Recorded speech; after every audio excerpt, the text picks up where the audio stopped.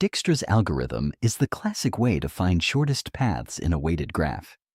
In this video, we run it step by step on a small example and see exactly how it works. First, the problem. The input is a directed graph in which every edge carries a weight. Think of it as a length or a cost. One restriction: no weight may be negative. Why that matters, we will see in a striking example at the end of the video. We are also given two special vertices, a source and a target. The task: find a shortest path, a route from the source to the target whose total weight is as small as possible. And the whole algorithm rests on a single idea. Among all vertices we have not finished yet, always expand the one that is currently closest to the source. Everything that follows is just this idea made precise. Here is Dijkstra's algorithm. Or rather, here is a graph to run it on. 6 vertices, 9 weighted edges. We want the shortest path from A, the source in green, to F, the target, in red. Now the algorithm itself, one line at a time. Line 1, the setup. Every vertex V gets a label D of V, its tentative distance from the source. Nothing has been explored yet, so every distance starts at infinity. Each vertex also gets a pointer P of V, the previous vertex on the best route found so far, which starts empty. Line 2. The source itself is at distance 0, of course. Then the loop, and this is the key idea from before. While unmarked vertices remain, pick the unmarked vertex whose tentative distance is smallest and mark it. Marking means this distance is now final, never to be touched again. Finally, look at every edge leaving the vertex we just marked. If stepping through it improves a neighbor, that is, if D of V plus the edge weight C of VW beats the neighbor's current distance, then update D of W and record V as the parent. That is the whole algorithm. Let us run it. The main loop begins. Pick the unmarked vertex with the smallest tentative distance. The only finite distance is at the source itself. So, A is picked and marked. Marked vertices turn blue, and their distance is final. Next, update the neighbors of A. The edge to B has weight 4, so B is now reachable at distance 4. B's distance drops from infinity to 4, and the small purple arrow remembers that this value came through A. Likewise, the edge to C has weight 2, so C is reachable at distance 2. Round 2. Back to the top of the loop. Among the unmarked vertices, B is at 4 and C is at 2. C is the closest, so C is picked and marked.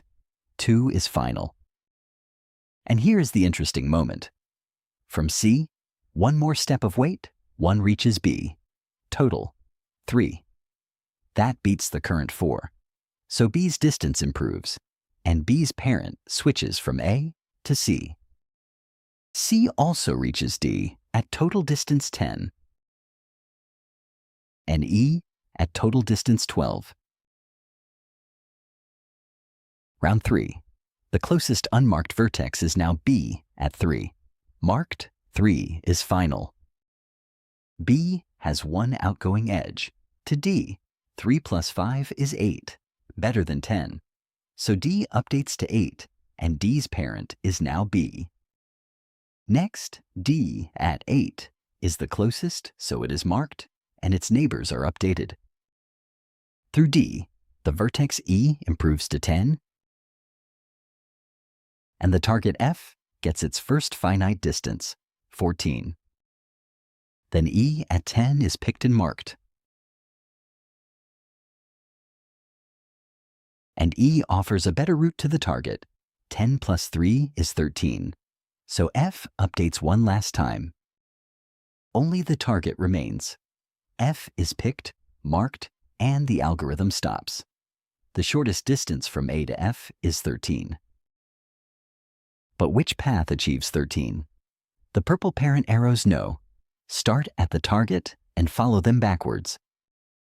F came from E came from D from B from C, and C from the source. Read forwards? A, C, B, D, E, F. Total weight 13.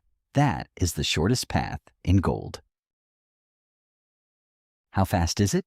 Keep the unmarked vertices in a binary heap so that each pick and each update costs only a logarithm.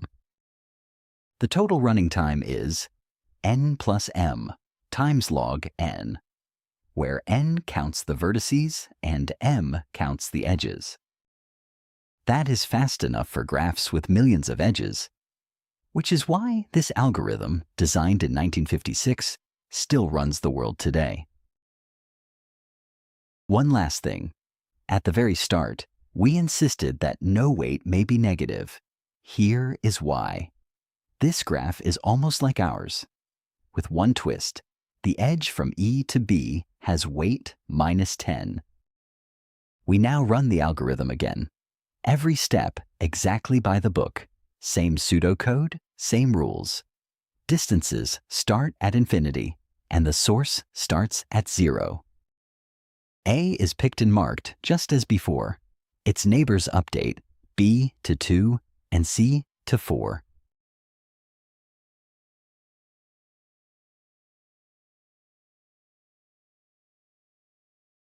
Round 2. The closest unmarked vertex is B at 2. B is marked, final, the algorithm promises. Its edge to D makes D reachable at 7.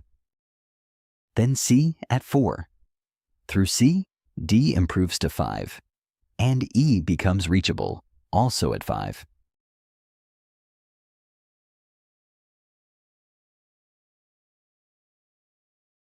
Now D and E are tied at 5. The algorithm may take either. Say DD is marked, and the target F is reached, 5 plus 2, 7. Then E at 5 is picked and marked. And now comes the fatal moment. From E, the negative edge makes B an offer, 5 minus 10, distance minus 5, far better than 2. But B is already marked, final, so the algorithm never looks back. The offer is ignored. The other edge from E cannot help the target either. 5 plus 3 is 8. Worse than 7. No update there. APF is marked the last, and the algorithm confidently answers, shortest distance, 7. But that is wrong. The route through the negative edge, A, C, E, B, D, F, costs only 2. With a negative weight in the graph, the promise that marked means final is simply false, and the greedy idea collapses.